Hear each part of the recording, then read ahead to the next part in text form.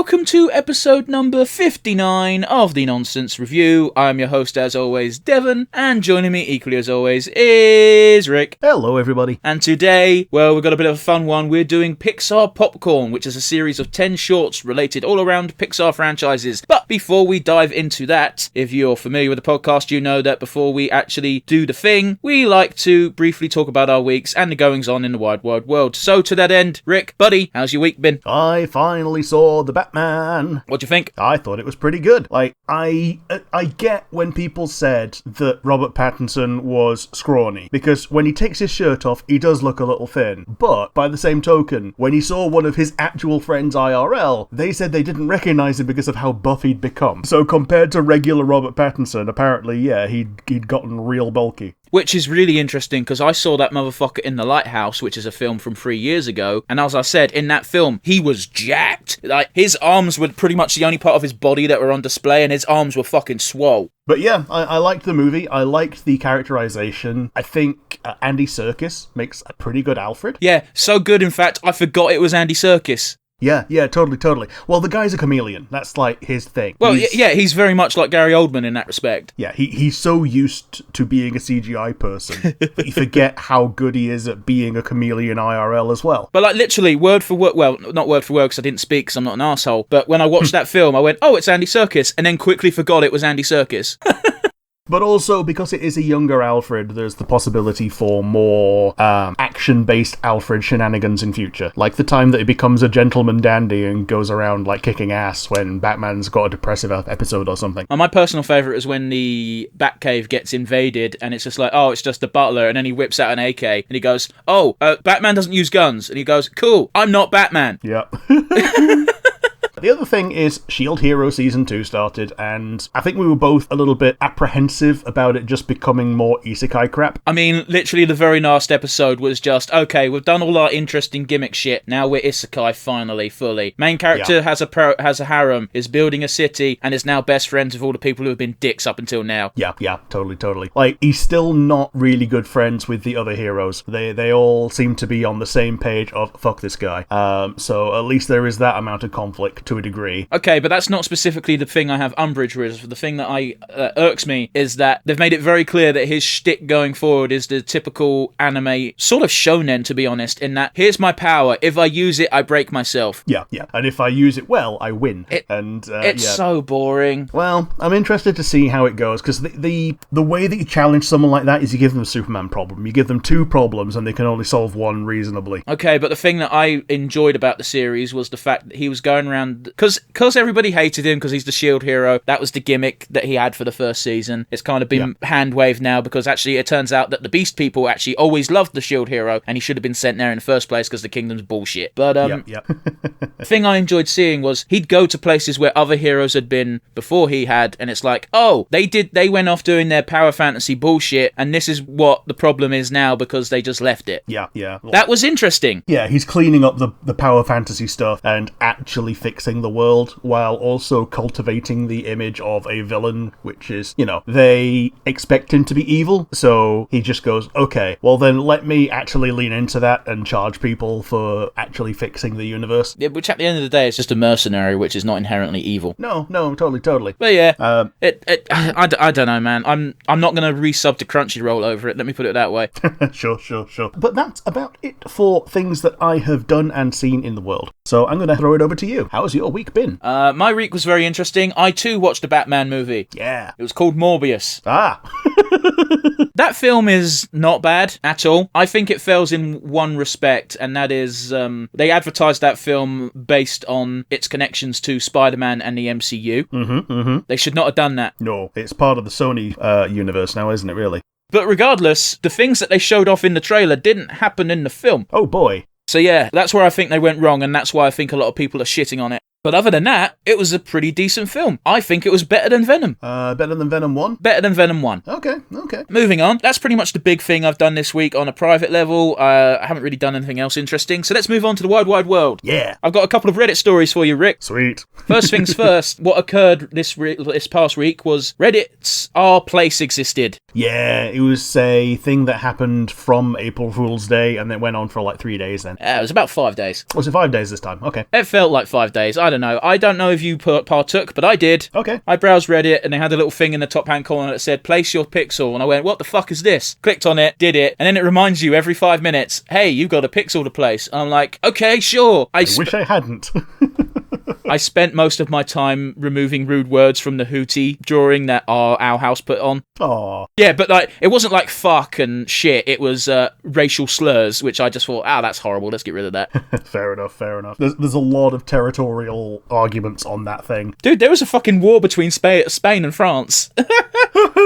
Like, there were Spanish streamers and French streamers just going like, this is what we are going to do. And both sides ended up using bots, which kind of takes the spirit out of the thing, but whatever. Yeah. Apparently, with a large enough Twitch community, you could take over a small area with your thing. You absolutely could. However, there was people streaming themselves using bots. That's the only reason why people know it was happening, for a fact. Yeah, you could curate your zone using a string of bots, which, yeah, like you say, it kind of defeats the purpose. But by the same token, people would have a little mini map of what they wanted to do, and then all of the people in that community would be, oh, okay, cool, let's do what we can to envision this. And it was really easy to take over a sports team thing because, okay, sports teams have a lot of fans, but not a lot of sports teams have a lot of tech-savvy fans. You don't need to be tech-savvy for this. True, you just need to be logged in. Yeah, pretty much. Like, do you have a Reddit account? Okay, go nuts. But yeah, it was fun. The final picture was interesting. But yes, moving on, another Reddit story, this time kind of relevant to your interests. Reddit's,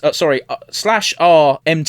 Okay. Mild controversy. Oh. There is a power-hungry mod on Reddit, say it ain't so, who instantly bans people for life from the subreddit by mentioning the word proxy. Oh boy, okay. This guy's argument is that if you use proxies, you're stealing, and everybody with half a brain goes, no, if you use proxies, you're using a proxy, because it's not a real fucking game, so you can do what you want. Yep. And so much so that they even point to, I believe it's Wizards on the Coast that do a Magic the Gathering, isn't it? Mm-hmm. Yeah, pointing to them and saying that in many an official statement, they even recommend that if you are practicing games and deck building, feel free to use proxies. The only limitation is if you're at an official event. Yeah, absolutely. Tokens are a weird one because sometimes you literally can't have enough tokens. I've played against Chris's deck. I know what that's like. Yeah.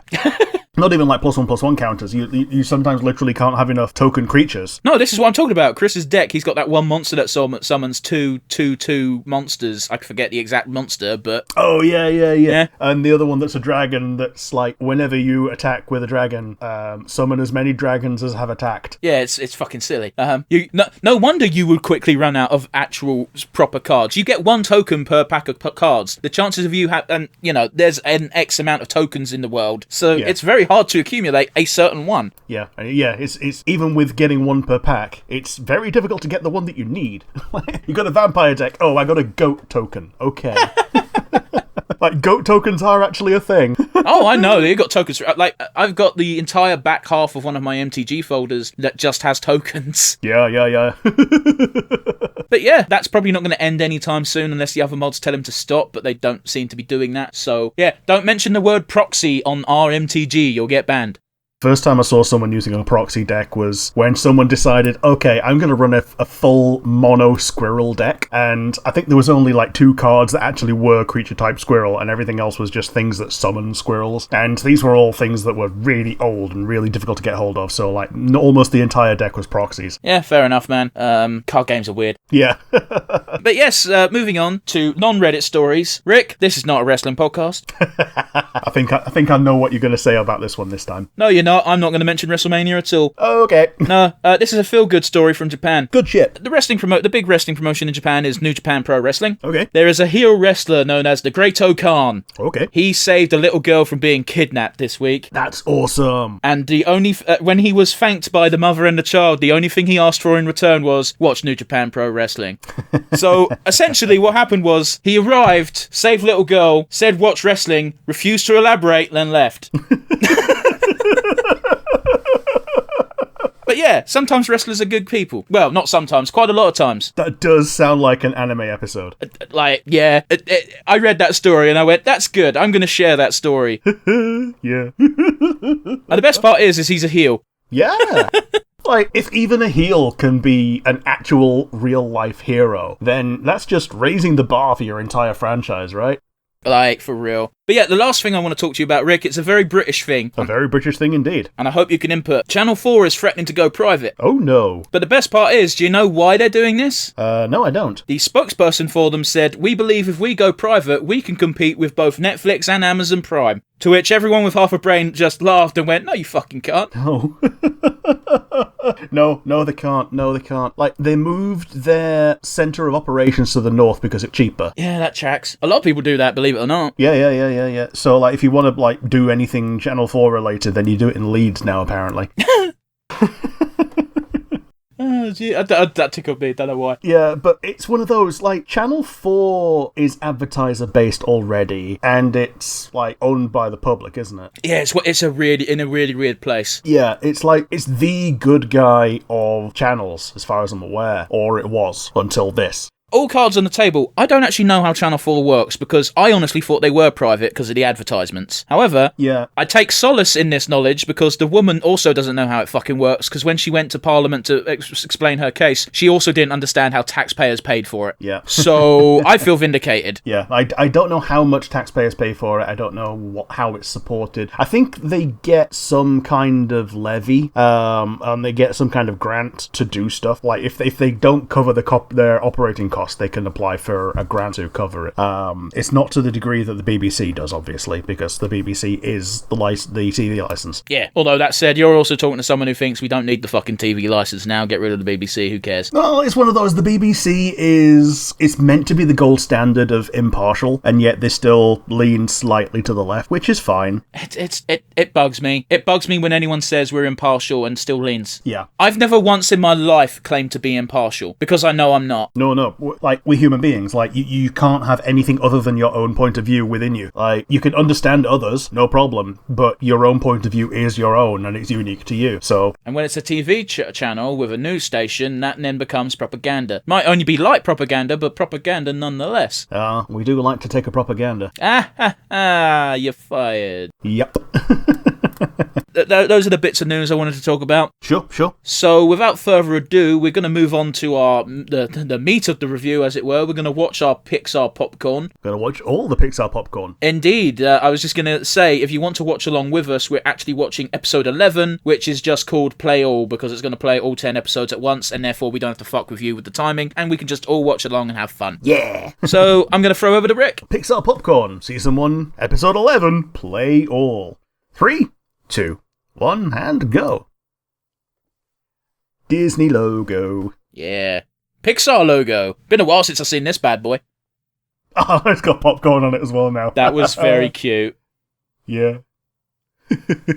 I have always liked how it looks at the screen. Yeah, true. Buzz Lightyear doing his 80s fitness video.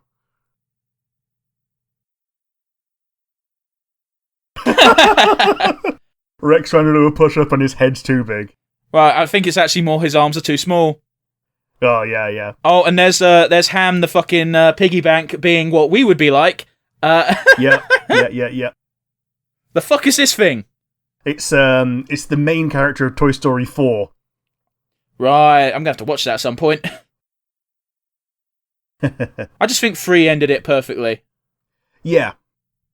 Both 3 and 4 give decent endings. Sure. That's the German hedgehog, right? I think he's British. I thought he was German because I've only seen him in the Sky adverts. Fair enough. I think he's British and I think he's like a super thespian. Yeah, that makes sense. Oh, okay, cool. They're now helping each other work out properly rather than Buzz Lightyear's way. As someone who does DDP yoga more than not at all, one of the number 1 rules is if you can't do an exercise, modify the exercise until you can do it. Yeah. There is nothing wrong with that. Doing some of something is better than doing none of something. Yeah. Very interesting. That short was very short and had no dialogue. This is true. We might get the same thing going forward. Hey, that's fine. I think it's a lost art form. Yeah, the silent film. Well, not silent, but, you don't need dialogue to tell a story. Mm-hmm. Oh, we're into cars now. Yeah, I think, as you said, each one is based around one of the already existing movies. Yep. Okay, yeah, this one looks like it's also going to be silent. Or, no voices. Like it's Grandma. Yeah. You know she's killed before in her life. Yep. And you can tell she's doing that shit on purpose. Yep. They're learning how to park. Specifically parallel park. Show off, get fucked. Yep. Oh, I'd be so fucking pissed. Yeah. I'd be that annoyed, yeah. This is Ramon, the cool guy. Yeah, with a different paint job every time. Yeah. Oh, that's worse than lightning. Yep.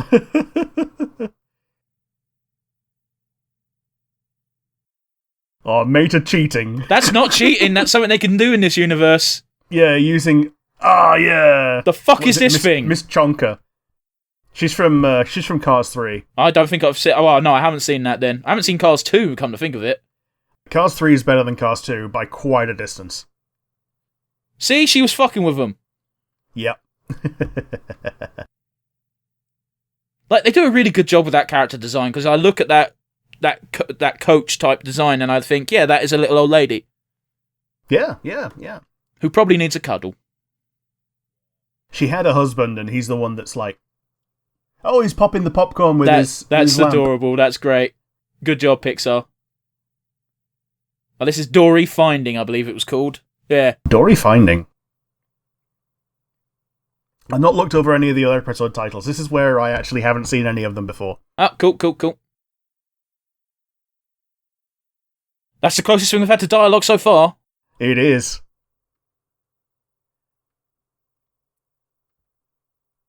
Okay. Yeah, that makes sense. It wouldn't make noise underwater, would it? No, it wouldn't. Apparently, it's making air. Okay, it's just a water bubble underwater. Is that how that would work? I don't know. I've never tried it. If you blew a bubble under air with like a musical instrument, would it make the sound when the bubble bursts? Probably not. No, I don't think so either. But it's now making me question all my life choices. Like, I don't think it would make a bubble at all. It's just for cartoon physics, you know. I've made bubbles out of weirder scenarios. Like when you fart, you make bubbles. Yeah, and they get bigger the closer they get to the surface. Because there's less pressure. Okay. In fact, that's how generally bubbles work. They start off really small, and when there's more pressure towards the surface, there's less resistance, so the bubble can just get as big as it can. Ah, fair enough. Man, speaking about pressure, I've just been reminded of a video I watched not too long ago of, I forget the dude's name, but he's been to space, and now he's in one of those deep sea capsule things, so he's underwater. The proper fucking deep ocean where humans should not be. Yeah, totally. And he's there with like two other dudes, and they're scientists. They're not just fucking random Joe Schmoes. Well, I think all astronauts are scientists, really, aren't they? Apart from like Jeff Bezos. He's not an astronaut. He's just a rich guy who went to space. Yeah, he's a space tourist. But yeah, this guy was in underwater. I don't know if he's still there or this video was from a while ago. Either way, he went. Have you ever wondered what happens if you shake a can of cola underwater? And he's got a can of Coke and he just shakes it like a motherfucker and then clicks it open and then it just opens normally as if nothing had happened. Yeah. that was the entire video. However, I was fascinated. Yeah, like the amount of like ambient pressure at low depths is something that is really difficult to comprehend as someone who lives under one atmosphere. Yeah. Just going back a little bit to what we just saw with the mirror, I think everyone's had that moment in their life where they've been doing something stupid in front of a mirror and someone's just walked in. Oh, yeah. It's required. And absolutely no one wants to address what has happened, so they just back away. That was decent. That was a decent little episode. Yeah, it was cute, yeah. It's like walking in on your dog giving itself a bath, you know? Not my dogs don't care. I don't care. No, the worst thing is when you walk outside and you see your little chihuahua eating poo. And you go, no, don't do that. And the dog just looks at you like, I'm going to keep doing it. And it's like, cool, great. I don't want you near me. Yeah, don't lick my face. As a general rule of thumb, I don't let dogs lick my face because I know where their tongues have been. Yeah. But yeah, I've not watched Soul. I did. It actually came as a recommendation to me from Matt. Weird, but okay. Yeah, he watched it when it first basically came to Disney Plus, and I watched it with my folks like 2 or 3 weeks later. Fair enough. And we all enjoyed it. It was it was a very good daytime film. Yeah. Like, I know nothing about it. I know, I suspect it involves a lot of jazz music. Yeah, I think the main character, the main character is a jazz teacher. That makes sense. And yeah, he ends up going to the spirit realm because he dies too early.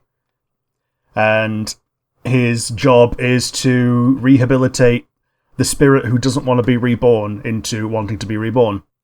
That's a fucking heavy theme. Yeah. And then he gets given a second chance at the end because, of course. Yeah, well, it has to be, otherwise it's too sad. You know? Yeah. And I think that was very sweet. It was just a piece of music with some very good animation. Yeah. I think the spirit... there's we saw the homeless guy on the road, yeah? Yes. He also has a spirit form, and the spirit form is voiced by Graham Norton. Ah! Is this Toy Story again? Yeah, these are the conjoined Toy Story 4 creatures. Oh, by the way, this is the first time we got dialogue. I just realised. Yeah, it is. Proper dialogue. Like, they credited Ellen DeGeneres with Dory, but that was just gasps and, oh! I'm getting very gay vibes from these two toys. Well, they are conjoined. Doesn't necessarily imply gay, does it, Rick? No. So what's the deal? If they unconjoin them, they die. We don't know. That we've never tried. I mean, they're just stitched together, like, just take a pair of scissors. Okay, that was a really shit short. Yeah, that one was a bit crap. It's Key and Peele. Like, okay. That's the gimmick for they're just Key and Peele. Yep. Ducky and Bunny. These are very cute, the fucking Pixar shorts of the popcorn. Hey, Incredibles! Yeah. I haven't seen Incredibles 2. I know it revolves around... it basically reverses the first film, first film where Helen is the one being the superhero and Mr. Incredible is the one who has to do home life. Yeah, except it actually focuses on the home life instead of glossing over it. Fair enough, then. Okay, that would be... I would do that in a heartbeat. Yeah. Yeah, if your little brother is the Death Star, then yeah, you're going to point him around, ain't you? Yeah. Wait, I didn't know she could do that. I thought she just had invisibility. Yeah, she's basically got all the powers of the Invisible Woman. Yeah, that's fine. I don't take umbrage with that. It's just I only remember her being invisible in the first film. Even in the first film, she did that bubble thing where they kept getting shot by machine guns, and she bubbled everyone. I don't think you understand, Rick. It's been a long fucking time since I watched Incredibles 1. Yeah, fair enough. And I'll be honest with you, my main takeaway is, man, Helen would probably be very fun to fuck. Yeah. So I'm assuming by the end of the second film, if not the beginning of the second film, heroes are acceptable again, so they can get away with just using their powers and people seeing. Yeah, it's one of those where they're not legal, but they're accepted. Okay. So heroes are already illegal. Sorry, I just want to say, he went and did that shortcut, but it would have taken him way less time if he just did it the real way with his powers. Yeah. If you don't think Helen Parr is a MILF, you've got problems. Oh, absolutely. She's got the Pixar arse. I've never watched Big Hero 6, but I know Aunt Cass has it. Yeah. There's that gag of... oh, that's cute. No, absolutely nobody says anything, and then Pixar is like, what if we give all the ladies massive asses? As long as they're over the age of, 20, it's fine. Yeah. But yeah, that ending shot was adorable. I loved that. Yeah, I did like that. Yeah, I think that was my favourite so far. Yeah, that's probably what we're going to do for fucking favourite moment, is just pick which our favourite short was. Yeah, totally. I've never watched Coco. Which I assume this is based on. Yeah, so it's based on Dia de los Muertos. This is the guy who wants to be remembered because he's... Okay, no lyric that I can relate to, because that's one of the few things I want to have happen before I die, is be memorable. Yeah. So yeah, his whole goal, his whole shtick is his family basically is treating him as a pariah. Oh. Because he left the entire family without saying anything. Okay, that's shitty though. But turns out, yeah, it's because he died. Oh. Because he was murdered by a guy who stole his song. Yeah, that sounds like a real life story. And the song is Remember Me. And the guy who sings the Remember Me song just wants to be remembered for all time. As opposed to the guy who wrote it, who just wants to be remembered by his family. Yeah. These are some very funny visuals. Yeah. I like the buff skeleton. Look how buff his skeleton is. That's cheating, bro. It's coming back to your statement of, if you can't do the exercise, modify the exercise. Yes, I suppose you're technically correct. Oh, it was the one with the straw hat that's the main character. Or the main, granddad character. Fair enough. Been a while, sorry. Well, I've never seen it, so I can't fucking help. Oh, these fuckers again. Ducky and Bunny, once again. He's also got 3 bodies. Yeah, he's got 3 torsos. Does he have... Oh, yeah, it has enough legs as well. Well, it's something that I learned at a very young age, because I played a couple of Toy Story video games, and the sheep is just 3 sheep. Which is why it's got 3 heads. Yeah. It's just a model of 3 sheep that just so happen to be conjoined. Yeah. Well, because I don't think it's really a toy. I think it's one of those ceramic things that Grandma usually puts on the countertop. I think there used to be a lamp. Maybe. But yeah, it was one of those where the lamp is like a diorama of Bo Peep and the 3 sheep. Yeah, I get you. And then they all get they all get donated apparently. But it's got 3 tails. Yep. Yeah, part of the 4th film is like bringing Bo Peep back into the limelight. And because it was brought to the forefront in like Toy Story 2 that Bo Peep's gone, which is why we now need to focus on Jessie the yodeling cowgirl, and then she ends up as Buzz Lightyear's bird, so that's cool. Sorry, Dancing with the Cars is a great fucking parody name.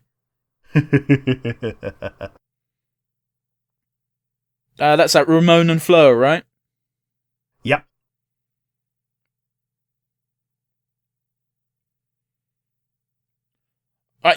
People must just hate fucking lowriders in this universe. Yeah, totally. Because the floor is all lively classical music. Hey, now the Italians have a go. Are these 2 a gay couple now? Maybe. Oh, okay, I see the gimmick. Yeah, Maida dances obstructively. Oh, they say in rock music, that's Sunshine of Your Love, motherfucker. Yep. Oh, fucking Killjoy, eh? I don't know who these fucks are meant to be.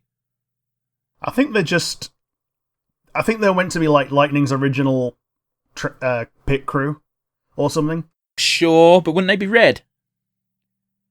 Maybe. Or there might be aeroplane ones. Oh, maybe. So they're doing a conga now. Yeah, apparently. They're doing a conga to somewhere else. It's very weird they're doing a conga with only a couple of people being forklifts, because they have actual arms, so they look like they're doing it. Yeah. I think Luigi... Everyone else is in a queue. Yeah, I think the 2 Italian cars are meant to be gay now. Yeah, maybe. I'm not saying that if you dance with someone in that fashion, you're automatically in a romantic relationship. However, like, doing lifts and shit, it's very intimate. Yeah, it is. Like, lifting someone up while dancing, you need to have at least some degree of familiarity with the person, or be a completely, or professional. inhibitionless dancer. Be professional. Yeah, professional dancer with no inhibitions about, like, touching someone in the everywhere. By the way, we're back to The Incredibles, and why do I feel like we're going to get like a Stu Pickle moment of making chocolate pudding? You know? Because I've lost control of my life.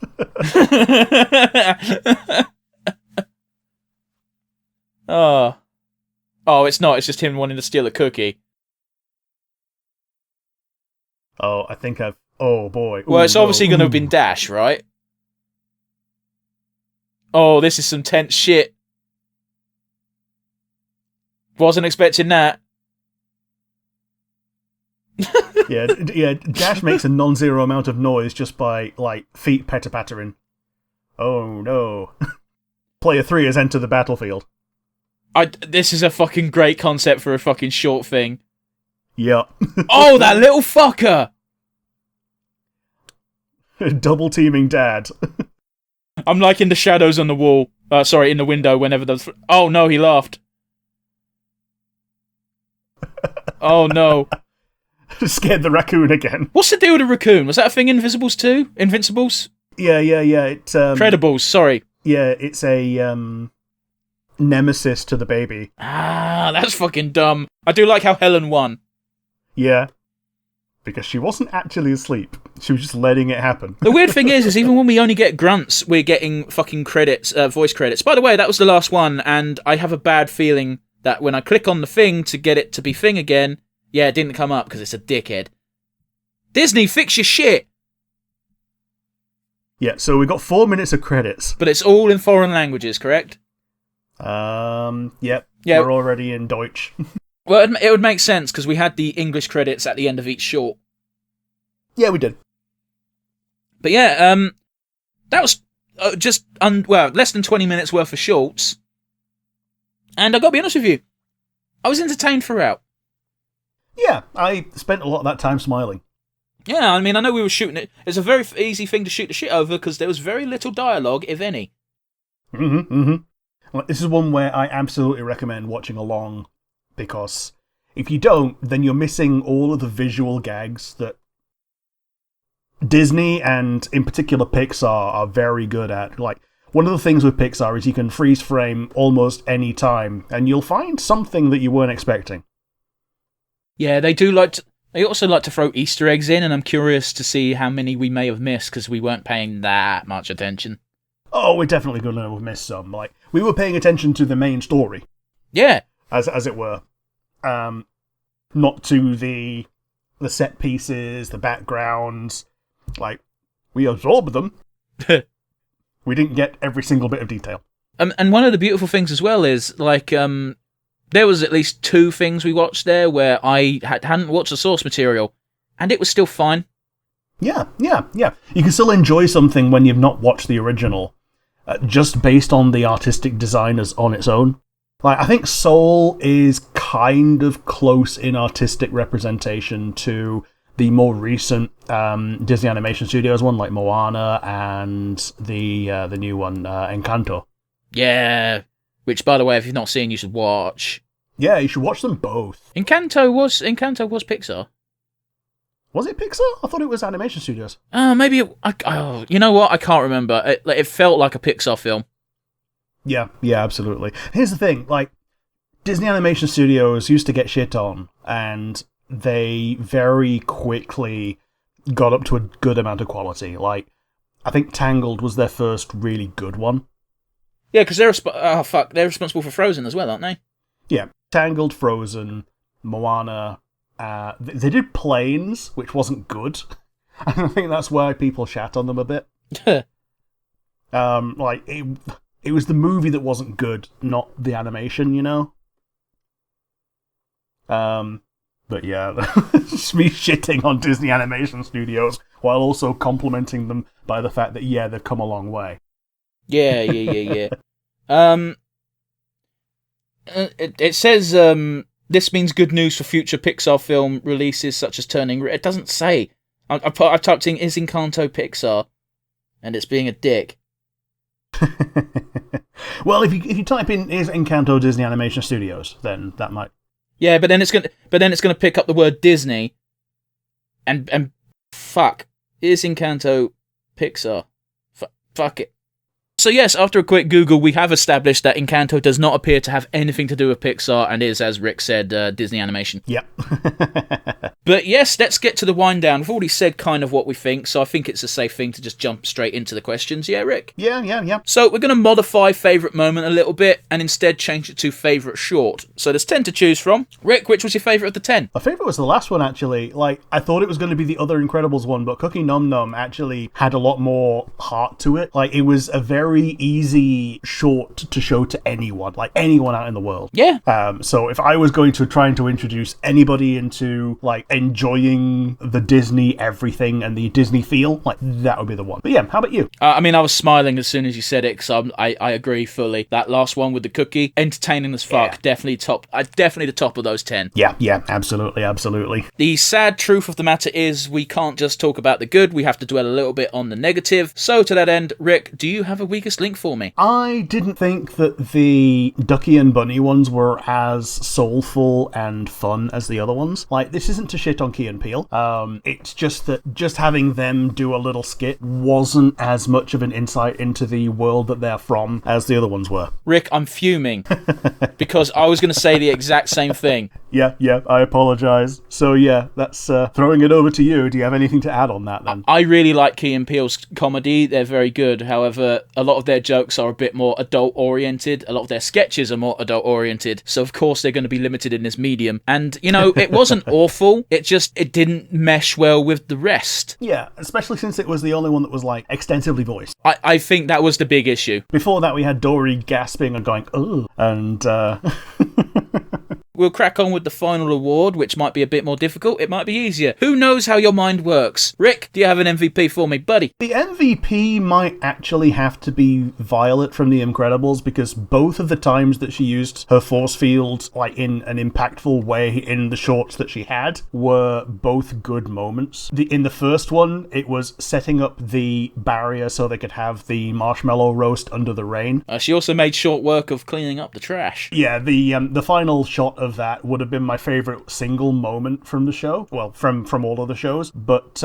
she also made a very good entrance in the final short of Player 3 has entered the game by enveloping the cookie in, like, the force field bubble, which, even with Mr. Incredible putting all of his strength into it, the bubble didn't burst. Oh, it was getting close though. It would have burst in a minute. It burst in the sky afterwards. Like, it was out of durability and it was just awaiting a burst. But by the time it did, it was miles away from everyone. So, like, just from a power perspective, I think her powers have come a long way. But yeah, how about you? Who was your MVP? I'm giving the MVP award to Helen Parr for birthing that fetish in a new generation of people. You know the one. I do remember there being a scene in Incredibles 1 where she gets trapped in a door where it's just her fucking arse and legs in one end and she's still stretching with the other. And there's a scene of just her arse and it's just like, this birthed something in someone, I just know it. Yes. But yes, we shall not dwell on that nefarious topic, and instead we're going to say goodbye to our glorious audience. Now, you know the drill by now, guys, but I'm going to have to run through it once more, just for convenience sake, and also it's drilled in my lizard brain. So, if you have something to say to us and you're watching on YouTube, we have the comment section down below. We do like hearing from you. We like hearing negatives, positives, but most importantly, we like suggestions. They help make our job easier. We haven't had any yet, but who knows, maybe one day. But, of course, we do know we don't only exist on YouTube. If you're not watching via YouTube, but instead listening via one of our many audio platforms, you can instead send us an email. Where would they send said email to, Rick? nonsensereviewuk@gmail.com. Once again, that is nonsensereviewuk@gmail.com. Yes. And for a final time, if you've made it this far, thank you. We do appreciate it. We love you. And yes, keep yourselves safe and keep yourselves happy. We'll see y'all again next week, guys. Bye.